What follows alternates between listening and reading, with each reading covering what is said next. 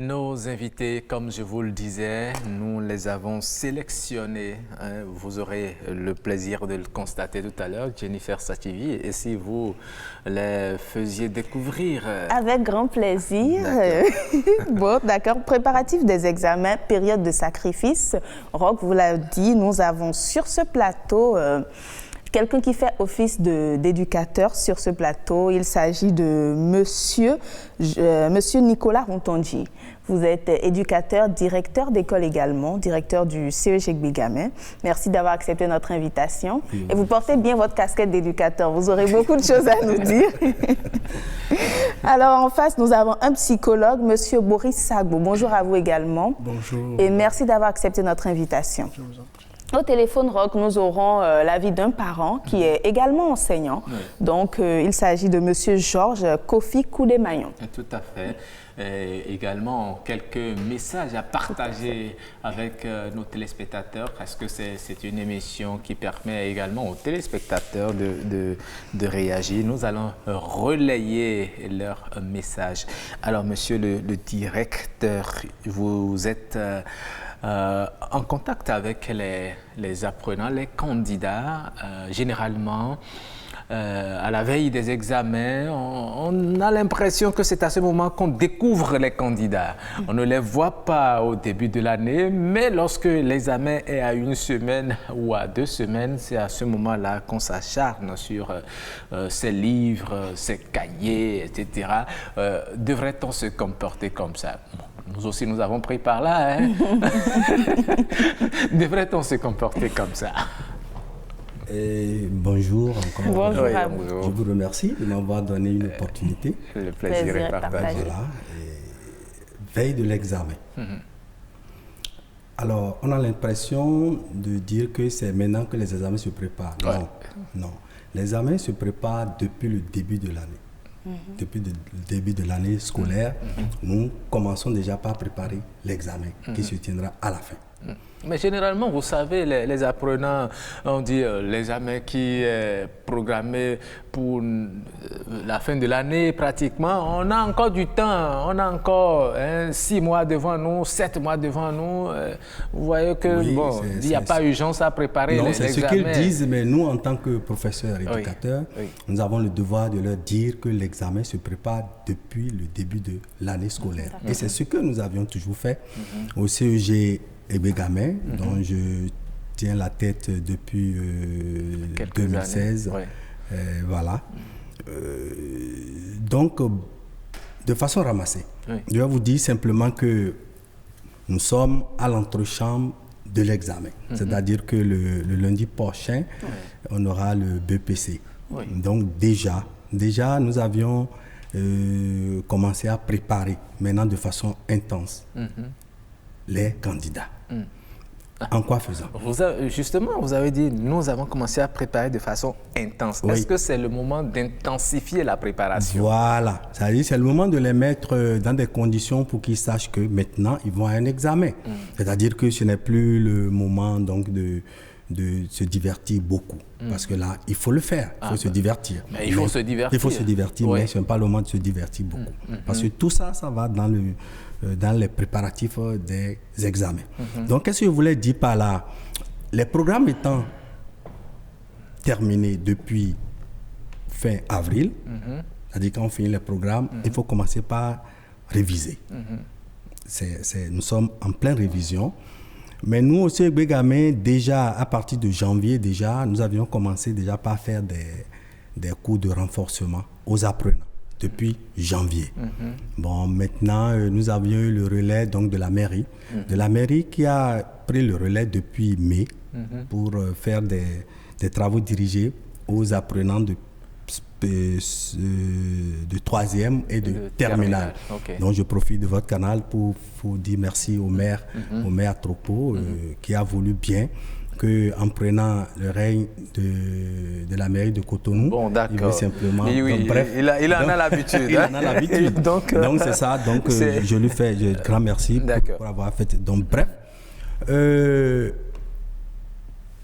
Après la terminaison donc, du programme, on a concocté un emploi de temps particulier pour les révisions, pour les apprenants. Donc, on a fait un emploi du temps pour que les apprenants, ce n'est plus l'emploi de temps normal où j'ai maths, j'ai physique. Non, on leur a concocté un emploi de temps particulier pour que les professeurs passent pour leur faire savoir ce qu'il faut savoir. Parce que vous savez, en apprentissage, il n'y a pas tout. On n'apprend pas tout. Tout n'est pas utile, tout ce qu'on Non, leur mais donne. tout est utile. Tout est utile. Tout est utile, mais on essaie simplement de les cadrer pour que, pour leur, ils ne dispersent pas leurs énergies. Donc, c'est ce que nous sommes en train de faire maintenant au CEG Begame. Voilà, c'est heureux que nous ayons un psychologue sur le plateau. Vous avez entendu monsieur le directeur, il a donné l'exemple de son centre, mais ce n'est pas toujours ce qui est remarqué un peu partout. Et est-ce que cette façon de procéder-là est la bonne? Comment se préparer à affronter les examens? Merci beaucoup pour m'avoir donné l'occasion de participer à ce moment d'échange. Et alors, l'examen, comment se préparer à cela? Avec l'exemple que le directeur a donné, je pense que ça, c'est au niveau scolaire. C'est une préparation au niveau de l'ensemble de tous les enfants qui vont. Mais au niveau de chaque apprenant, il y a un travail à faire. Et ce travail, c'est différent de ce qui se faisait avant ces jours-ci. D'accord, ça dépend d'un apprenant, ça varie d'un apprenant à un autre, c'est bien cela? Il y a d'abord ce qui est standard et ce qui varie d'un apprenant à un autre. D'accord. Pour ce qui est standard, il faut faire maintenant le brainstorming de ce que chacun connaît par rapport à telle matière. En réalité, à ces moments-ci, il ne faut plus chercher à lire. Ce n'est pas le moment pour bûcher. Ce n'est pas le moment pour se surcharger. À ce moment, je ne vous coupe pas, vous parlez du dernier mois ou à partir de quelle période? Je pense qu'à partir du dernier mois, d'accord, à un mois de l'examen, on n'est plus en mesure de vouloir bûcher et tout parce que le stress étant, les cours étant assez beaucoup, les exercices d'application de l'école et tout, les pressions des parents, il y a plein de choses. Alors donc, ce n'est pas le moment pour, dans tout ce qu'on nous donne, il faut maintenant commencer à son niveau, commencer par faire une synthèse, le brainstorming dans chaque matière. Alors, quand je prends la mathématique, qu'est-ce que je connais? Voilà toutes les notions qu'on m'a enseignées.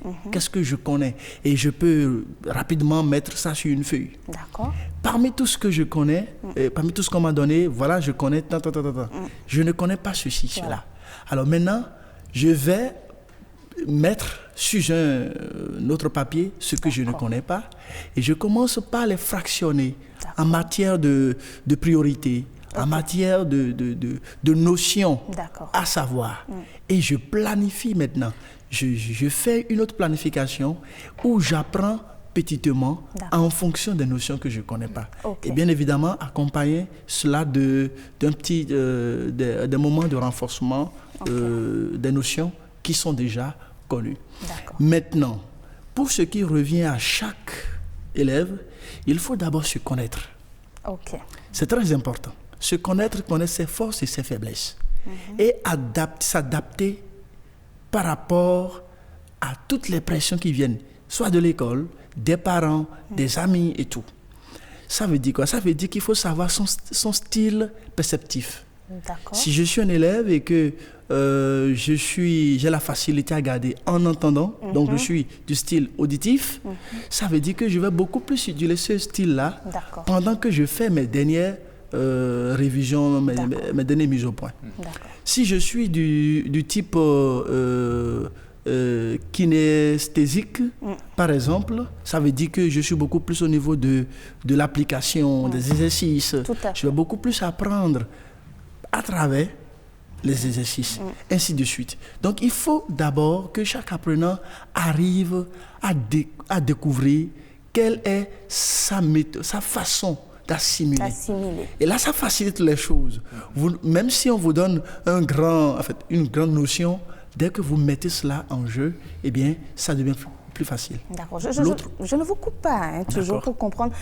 Prenons le cas, vous avez parlé des mathématiques, prenons le cas de l'histoire, par exemple, où on nous apprend de grandes histoires, décolonisation, Hitler et ainsi de suite.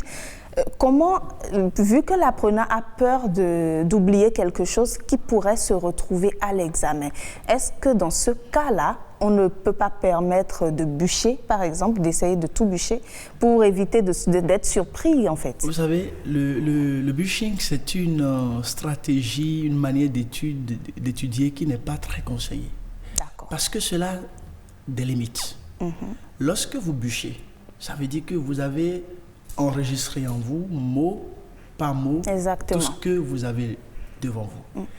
Et s'il arrive que vous oubliez un mot quelque part, C'est foutu. vous vous rappelez des autres, c'est difficile, c'est foutu. Donc, l'autre chose, c'est que en bûchant, à partir d'un moment donné, le cerveau est fatigué parce que vous avez tellement de choses à bûcher. Donc, la stratégie qui marche, c'est de prendre un papier, par exemple. En lisant tout simplement, vous faites une lecture compréhensive. En lisant, de reformuler à chaque instant, de formuler des questions en fonction des parties. Vous-même, vous commencez par formuler des questions. Par exemple, en quelle année Hitler a fait telle guerre, par exemple. Vous voyez? Et donc, en lisant votre chapitre ou les cours, vous faites comme ça, la révision est plus facile après. Vous répondez maintenant aux questions. Et les réponses constituent déjà une partie du cours que vous avez. Et donc, vous voyez que parmi ces questions, il arriverait, c'est-à-dire pendant l'examen ou pendant les révisions, ces mêmes questions reviendront sous d'autres formes. Vous voyez que c'est plus mieux d'aller de cette manière que de bûcher. Je suis d'accord. Hein. Je crois que je me retrouve un peu à l'école encore. J'aimerais demander à monsieur le directeur, qui est éducateur, vous avez été enseignant, certainement correcteur. Vous savez, il y a des notions qu'on a et qui ont des définitions propres. Donc, parfois, le psychologue a parlé de reformuler pour mieux assimiler. Est-ce que parfois les correcteurs n'exigent pas cette définition type qui sont dans les cahiers? Parce que c'est de ça que l'apprenant a peur en faisant ce bûching, justement. Alors, en maths, je dirais au psychologue, il y a des notions qu'il faut savoir. Il faut bûcher. D'accord. Il n'y a pas de débat sur ça. Parce que si on parle d'un théorème, il faut savoir que le théorème est dans tel sens et quand ceci, une propriété. D'accord. Il faut le connaître. Et si vous ne connaissez pas la propriété, vous ne pouvez pas l'appliquer. D'accord. Mais dire qu'on va reformuler la propriété, non. En maths, c'est un peu autre chose. Oui. Très bien. Maintenant, nous avons donné l'exemple de l'histoire. De l'histoire. Voilà. Maintenant, l'exemple de l'histoire. Très bien. En histoire, effectivement, comme il a dit, la mémoire de limite. Toute mémoire de limite, bûcher et puis connaître tout effectivement par cœur. Il pouvait arriver un moment où vous oubliez un mot et là, vous commencez par mélanger les pédales. Mais il y a des gens, il y a des élèves qui ont l'art de bûcher. N'est-ce pas? Parce que si je parle de la poésie, ceux qui font de la poésie, tout à fait. C'est-à-dire qu'ils bûchent. Il n'y a pas à dire que je vais reformuler la poésie. Vous voyez, non? Donc il y a des gens qui ont l'art de bûcher. Je vais profiter pour dire tout ce que le psychologue a dit, nous l'avions dit, il faut désormais, peut-être dans les écoles, des psychologues. Oui, ça c'est très important. On a toujours dit il faut des psychologues pour pouvoir déterminer l'apprenant qui doit savoir je suis visuel, je suis auditif, je suis ceci, il faut qu'on le détecte, mais il faut des psychologues. Et nous avions dit il faudrait que dans chaque école, un psychologue qui va essayer d'aider l'apprenant à se connaître. D'accord. Parce que ce serait difficile pour lui, peut-être. Lui, il va penser que je peux bûcher, je peux, en écoutant, je peux retenir, alors qu'il n'y a rien de tout ça. Tout à fait. Et c'est pour cela que je dis, monsieur le psychologue, il faudrait que vous soyez... Il y a du boulot. Il y a du boulot. Il y a du boulot pour vous. Mais monsieur le directeur, vous savez, vous avez parlé tout à l'heure de l'intensification de cours de renforcement depuis un mois que vous faites au profit de vos apprenants. Mais lorsque l'apprenant découvre qu'à quelques semaines ou bien quelques jours de l'examen, ce qu'il pensait maîtriser n'en est réellement pas le cas et que ce qu'un autre enseignant peut-être est venu lui démontrer a tout bouleversé à son niveau. Est-ce que cela ne constitue pas déjà un premier pas vers l'échec parce qu'il est troublé, il est tourmenté, il est stressé déjà même avant le jour de l'examen? Non, non. Vous savez, comme je le dis très souvent de façon banale, oui, on révise ce qu'on a visé. C'est-à-dire que nous révisons ce que nous avions visé. Si l'apprenant avait effectivement visé, mais il n'aura pas de problème à ce niveau. Mais le psychologue a dit que ce n'est pas le moment, et c'est vrai, ce n'est pas le moment à un mois de vouloir savoir ce que vous n'avez pas pu savoir jusqu'à présent. Parce que là, vous allez vous bouleverser et le peu que vous avez dans votre tête, ça peut partir. Mais là, vous savez, il y a certains enseignants, je ne dis pas que ce sont tous les enseignants, mais il y a certains enseignants qui n'ont pas la maîtrise totale de leur matière. Bon, se contentent de donner le juste minimum aux enfants qui vont découvrir en réalité que tel enseignant explique peut-être mieux et qui remet en cause ce qu'ils ont appris de la part de l'autre enseignant.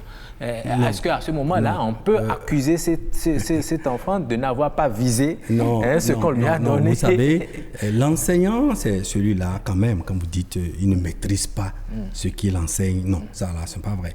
Il peut ne pas avoir les outils nécessaires pour pouvoir faire passer un message. Mais ça ne veut pas dire qu'il ne maîtrise pas ce qu'il dit. Mais là, ne pas avoir les outils nécessaires pour faire passer, attention, mais il ne peut pas faire passer. Non, il ne peut pas faire passer de faux messages. C'est pas possible. Parce que selon ce que vous dites maintenant, bon, l'enseignant n'a pas maîtrisé quelque chose et il a dit autre chose et un autre est venu dire autre chose. Non, ça c'est un peu rare. S'il va par exemple recopier le cahier d'un apprenant quelque part qui vient plaquer au tableau, vous savez que ça se passe, même si ce n'est pas dans votre établissement. Là, ce n'est pas un enseignant. Nous allons parler. On va parler. Dans certains cours privés, cela se passe. On vient plaquer au tableau seulement le contenu d'un cahier, peut-être parce qu'on sait que l'enseignant qui tient ce cours dans cette école-là est un enseignant qui a la compétence. Mais on ne se rassure pas que l'enfant a bien copié ce que le professeur a fait. Donc, on va prendre le cahier de l'apprenant qu'on va plaquer de l'autre côté et l'autre enfant, il bûche. Là, je vous dis, ce n'est pas un enseignant, ça, parce que l'enseignant prépare son cours. Il a sa fiche. Il ne prend pas le cahier de quelqu'un pour aller plaquer quelque part. Moi, je ne suis pas dans cette dynamique. Je parle en tant qu'enseignant, éducateur et dans le strict sens du mot. C'est-à-dire, je ne veux pas prendre quelqu'un qui, bon, peut-être un mécanicien qu'on a pris pour enseigner, ça, je ne sais pas. Ce n'est pas de ça que nous parlons. Nous parlons d'un enseignant qui, avant d'administrer son cours, il prépare le cours, il a sa fiche, il a des documents, il ne peut que bien préparer. Mais il a une maturité intellectuelle qui lui permet de comprendre les choses. C'est de ça qu'il s'agit. Donc, on ne peut pas prendre ce cas où un enseignant a copié, il va embrouiller, il va faire ceci. Non. Maintenant, je vais toujours dans le sens du psychologue et qui a dit que, bon, en ce moment précis, il faudrait que l'élève ne s'accule plus. C'est-à-dire, je suis d'accord avec lui. S'acculer, non. Et c'est pour cela que je disais tantôt qu'on ne révise que ce qu'on a visé. Lorsqu'il y a un mois de l'examen, bon, ça, vous ne comprenez pas. Il faut essayer simplement de maîtriser, c'est-à-dire de maîtriser d'abord tout ce que vous avez compris, alors au lieu de vouloir maîtriser ce que vous n'avez pas compris maintenant. Et là, ça peut vous amener à faire effacer, à faire effacer tout ce que vous avez dans la mémoire. Aussi, le psychologue ne va pas me démentir, à un mois de l'examen, on a l'impression que la tête est vide. On a l'impression que là, je n'ai rien dans la tête. Non. Le cerveau est comme un ordinateur, il y a le disque dur, vous avez mis les choses là-dessus. En ce moment précis, il faut appuyer sur le bouton et là, ça va sortir. Oui. Alors, je veux bien que le directeur, le psychologue nous explique un peu comment cela se passe. Effectivement, à quelques jours de l'examen, on se perd. Il y a une sorte de manque de confiance en soi. C'est la peur. Est-ce que c'est la peur, c'est le stress, ou bien qu'est-ce qui explique cet état d'âme? Merci.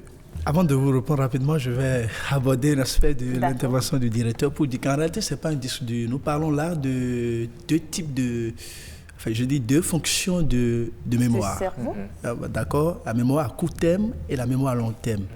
La mémoire à court terme assimile le savoir dès que c'est acquis. D'accord? Le traite et l'envoie maintenant, l'empaque dans la mémoire à long terme. D'accord. Et dès qu'on pose une question maintenant, eh bien, tac, le système est activé et ça doit repartir maintenant dans la mémoire à long terme pour ressortir la réponse. Sauf que pour que l'élément envoyé dans la mémoire à long terme soit vraiment fiché et sorte tel que c'était envoyé, il faut peut-être une certaine révision, il faut mettre en jeu son style, d'accord, pour que ça soit bien fiché. Si ce n'est pas bien fiché, eh bien ça va venir un thème flou, ce ne sera pas clair, donc la réponse aussi ne sera pas assez claire. Voilà un peu. Alors pour revenir aux facteurs de la peur, du stress et tout, en réalité, la période des examens est déjà une période, c'est un événement nouveau. D'accord? Quand bien même l'élève a l'habitude de faire le devoir chaque mois, je ne sais pas, interrogation et tout, le contexte d'examen national, c'est autre chose. La disposition des tables, la procédure même de comment est-ce que on administre chaque épreuve et tout, c'est nouveau. Et c'est à ça que les concepteurs au niveau de l'éducation veulent participer à réduire un peu l'élément stress en organisant les examens blancs. Pour les mettre dans les conditions. Un peu dans les conditions. Mais ça dépend toujours de la fragilité de chaque enfant et aussi de son milieu familial. Si les parents, si les enseignants, si tout son entourage a un message positif, un message encourageant, eh bien ça calme le stress. Donc le stress n'est pas élevé chez tous les apprenants. Ça dépend de ces facteurs. La famille, les enseignants. Il y a même parfois des enseignants qui tiennent des propos durs. Tu es nul parce que peut-être sur une réponse, on ne l'attendait pas à ce niveau. Et donc si ce propos est un peu dur ou c'est un peu diminuant, dévalorisant, ça pourrait donc commencer à faire travailler l'intérieur de ce jeune qui va dire mais est-ce que je suis capable? Est-ce que je peux? Et lorsqu'on commence par faire cet auto-dialogue intérieur, on commence par se mettre en cause, on commence par voir si on a vraiment cette capacité-là, eh bien le stress devient plus grand. D'accord. Mais quelles sont les habitudes dont il faut se départir, que ce soit l'apprenant ou ceux qui l'accompagnent, c'est-à-dire les parents à la maison, les éducateurs à l'école, quel rôle chacun doit jouer et qu'est-ce qu'il faut laisser ou pas? Vous avez parlé tout à l'heure d'autodialogue. Est-ce que ça peut être dans le sens positif aussi ou pas? Bien sûr. Je pense que du côté de l'apprenant, il y a deux choses à faire. Il faut se familiariser avec le contexte de l'examen.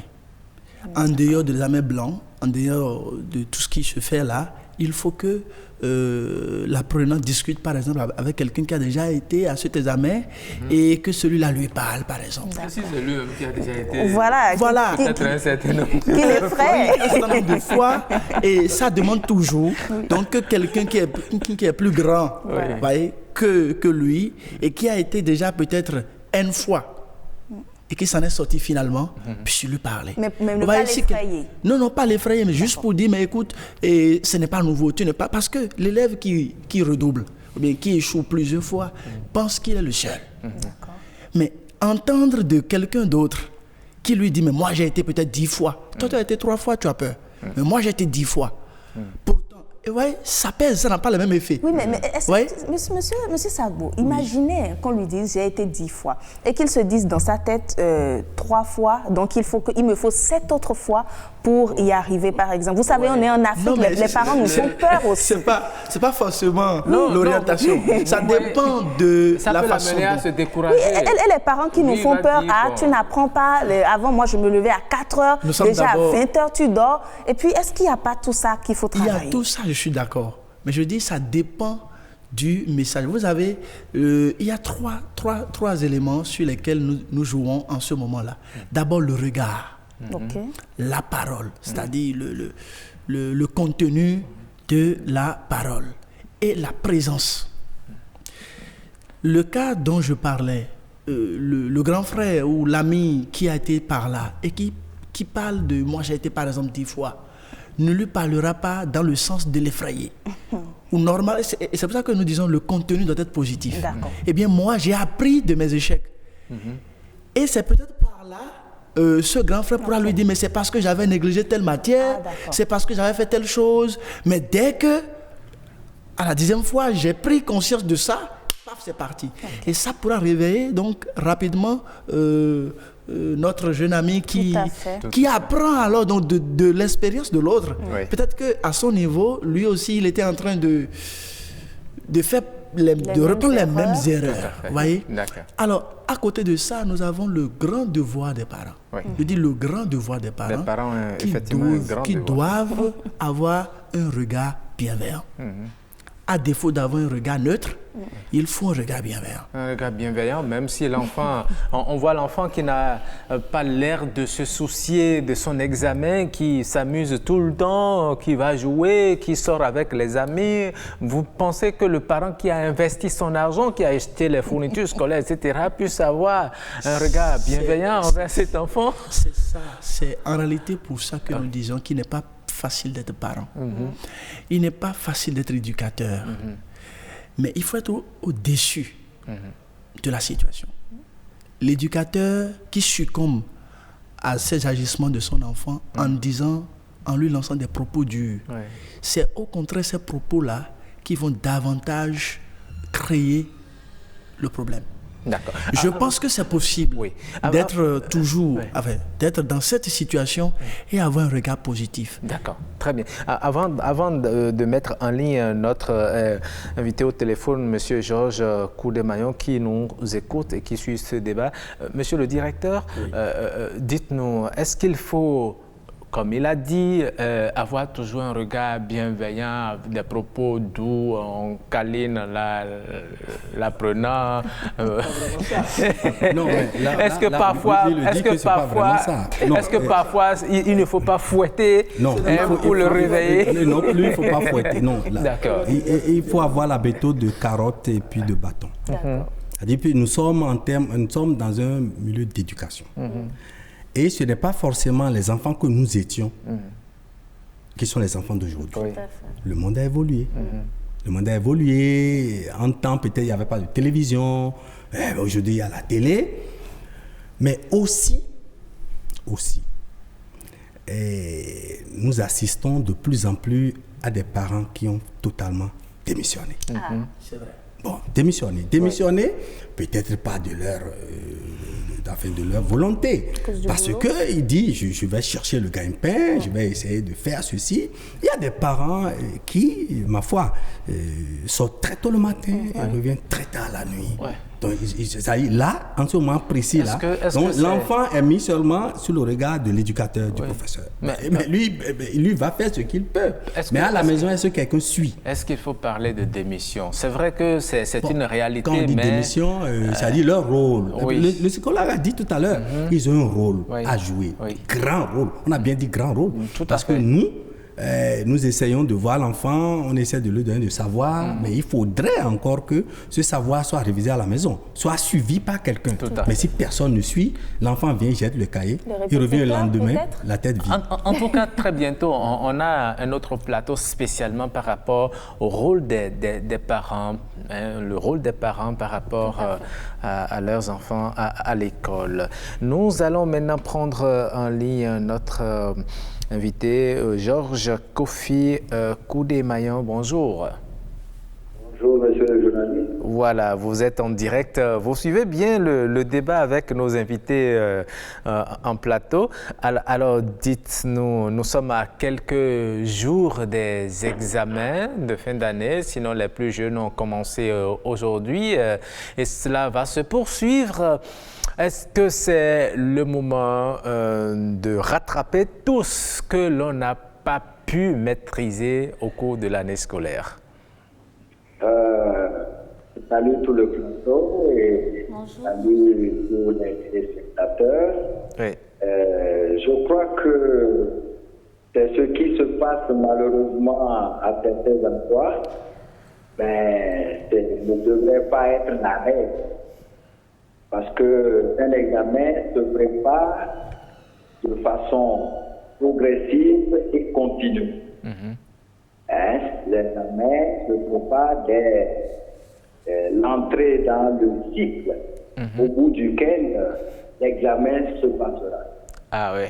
Surtout lorsque l'on se retrouve dans une classe d'examen, il va falloir, avec le soutien des enseignants, des parents et de tous ceux qui sont acteurs de l'école, faire comprendre aux candidats que c'est de façon progressive et continue qu'un examen se prépare. Donc, si je vous comprends bien, le BEPC ne se prépare pas en classe de 3e et le bac ne se prépare pas en classe de terminale non plus. C'est depuis vous avez dit l'entrée en cycle, c'est-à-dire si le BEPC se prépare depuis la 6e, pardon. Depuis la 6e. Depuis la 6e. Et le bac se prépare depuis la seconde. C'est clair. Et le bac est carrément, n'est-ce pas, le bac vient corroborer tout ce qui a été appris depuis le CI jusqu'en terminale. Ah oui. C'est ainsi. Il faut qu'on l'explique aux enfants. C'est vrai, aujourd'hui, ils demeurent des enfants. Ils ne peuvent pas le comprendre tout de suite. Mais il faut qu'on soit tolérant, qu'on soit endurant, et qu'on continue à leur dire, afin qu'à un moment donné, ils s'approprient, n'est-ce pas, ce principe, qu'ils travaillent par rapport à ça. Ok, d'accord, très bien. Mais maintenant, vous savez, quel est le rôle que les parents doivent jouer justement dans ces périodes assez difficiles que traversent les enfants, une période de stress où ils ne dorment pas, les apprenants qui sont vraiment consciencieux, qui révisent, qui se rappellent qu'il y a une notion quelque part qu'on n'a pas maîtrisée, qu'il faut forcément maîtriser ou bien s'ingurgiter dans le cerveau et tout. Quel conseil avez-vous à donner aux parents pour accompagner les apprenants dans cette période? Aux chers parents, je conseillerais ou je demanderais d'être les tout premiers soutiens des enfants. Ce sont nos enfants, quel que soit leur comportement, quel que soit leur niveau de compréhension de la vie, nous avons le devoir de les soutenir.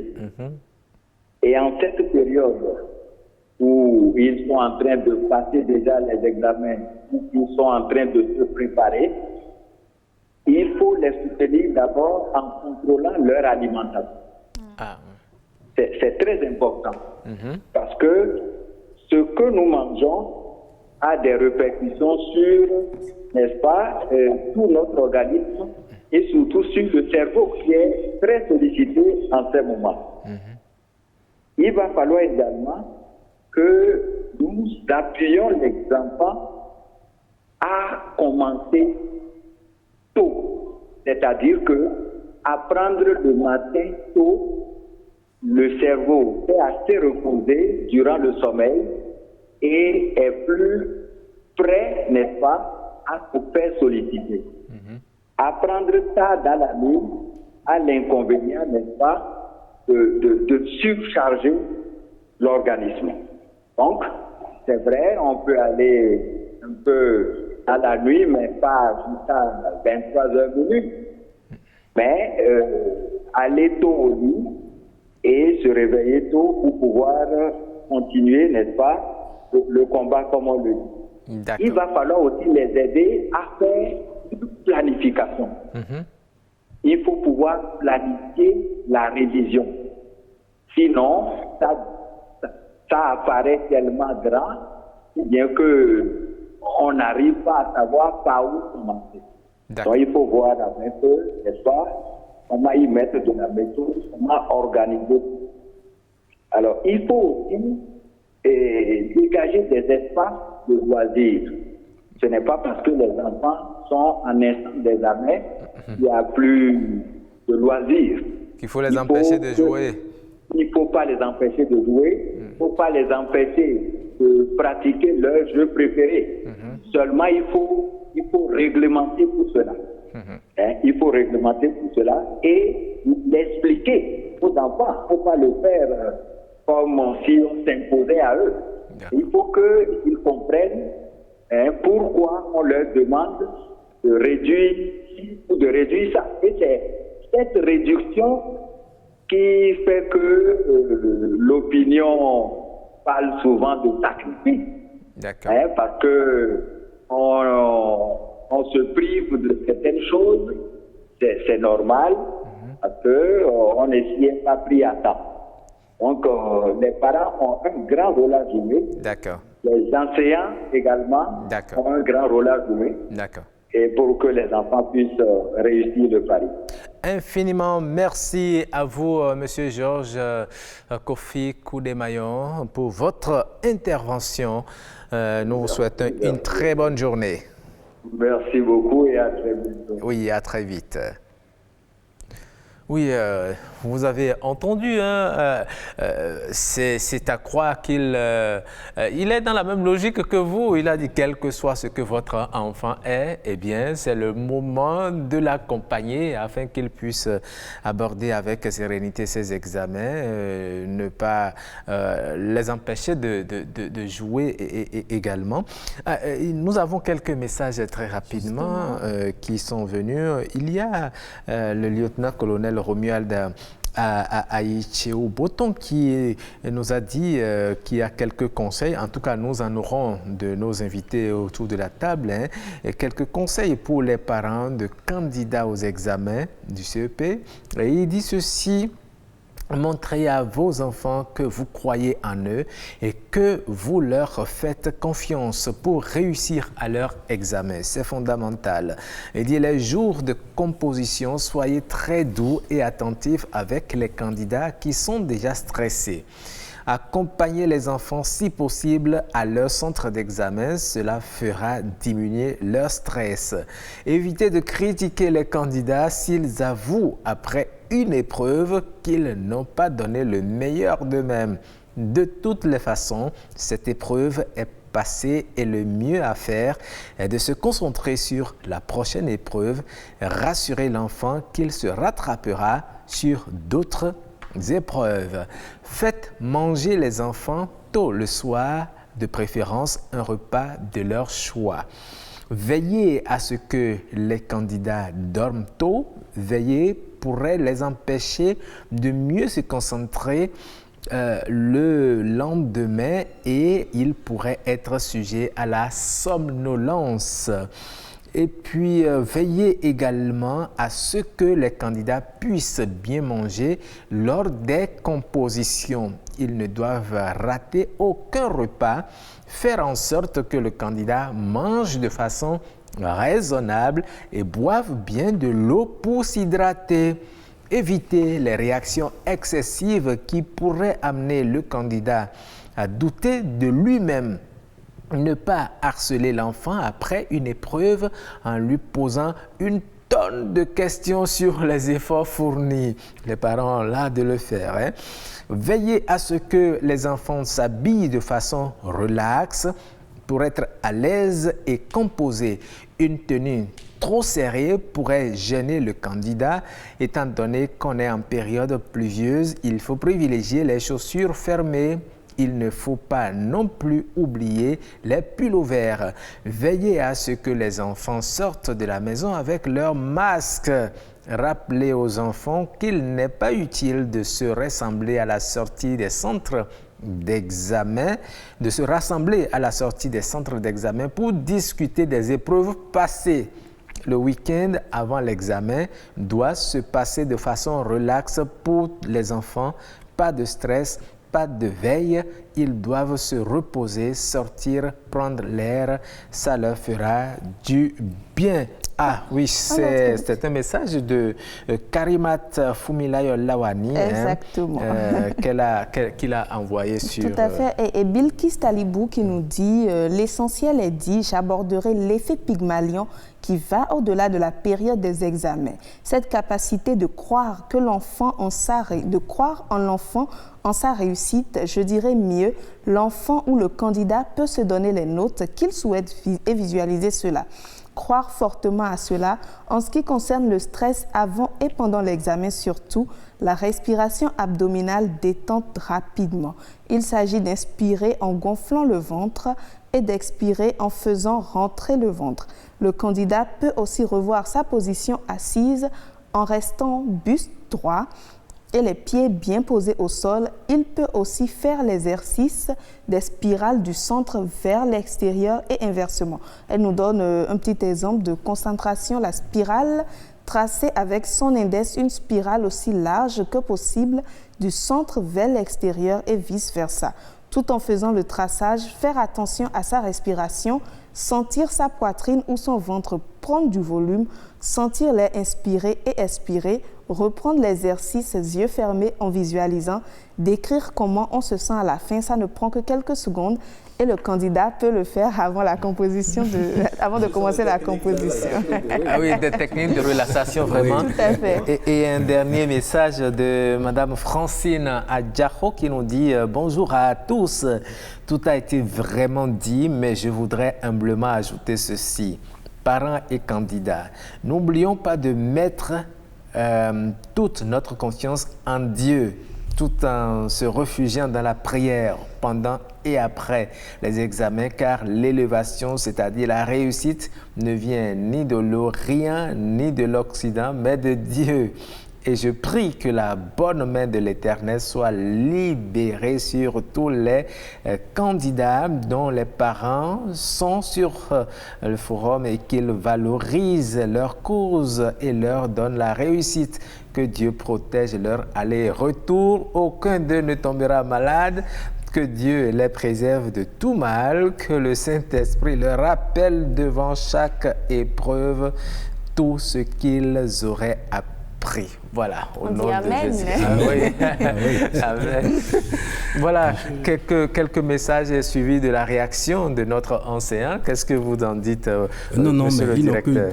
Tout ce qu'ils ont dit, nous l'intériorisons, nous le savons. On dit ces choses en classe à des élèves. À un moment donné, on leur dit pour se relaxer, il faut respirer profondément, il faut expirer. Oui, c'est vrai que la respiration, ça relaxe. On fait ça relaxe, on leur dit ça. Mais il y a un parent qui dit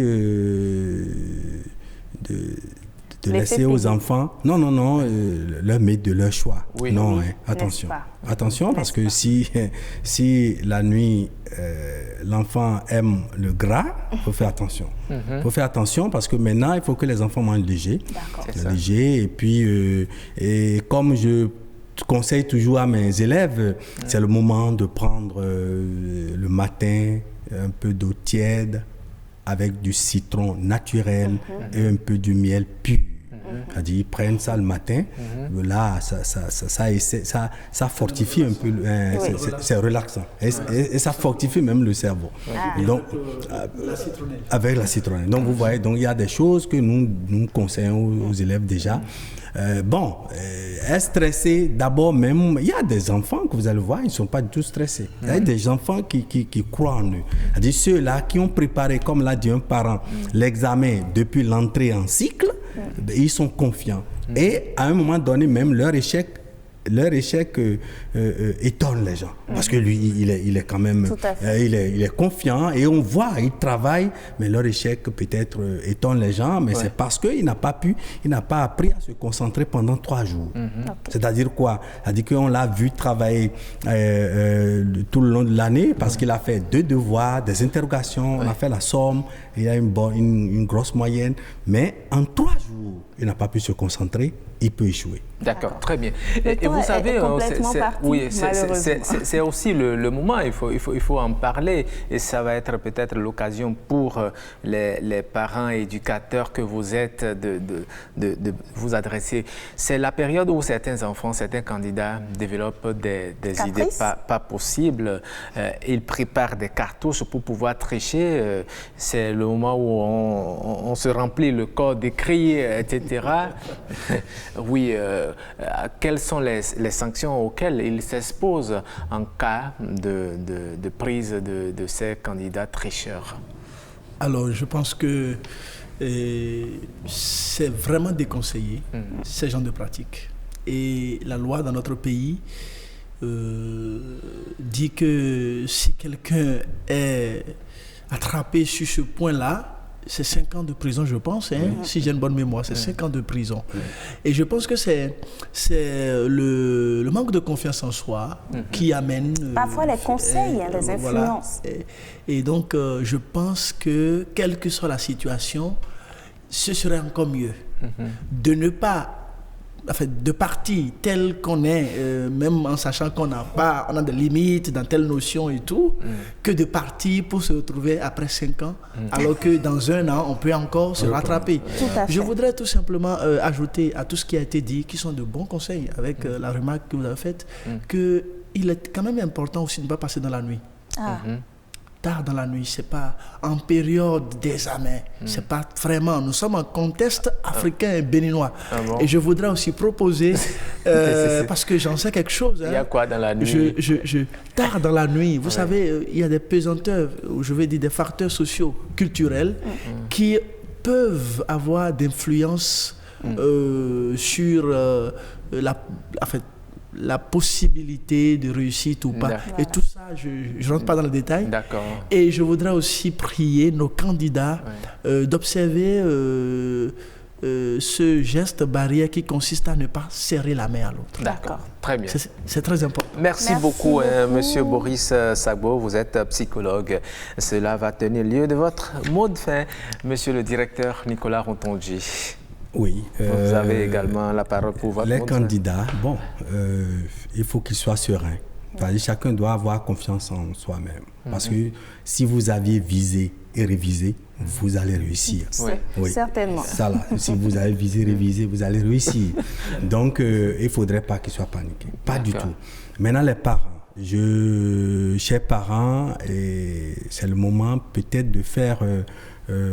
par cure, c'est-à-dire essayer de voir, de regarder du côté paludiste pour les enfants. Surtout ceux qui vivent dans les marécages. Il faudrait veiller à ce qu'ils ne piquent pas bêtement une crise de palu. Il faut le traiter le palu, qu'ils dorment sous moustiquaire et qu'ils dorment tôt et se réveillent tôt aussi. Donc là, je crois que par la grâce de Dieu et les mains des ancêtres, nous aurons de très bons résultats. Merci beaucoup. Merci également à vous. Et nous disons merci également à M. Georges Kouré-Maillon et tous ceux qui nous ont envoyé des messages. Et vous qui nous suivez également, nous vous disons merci.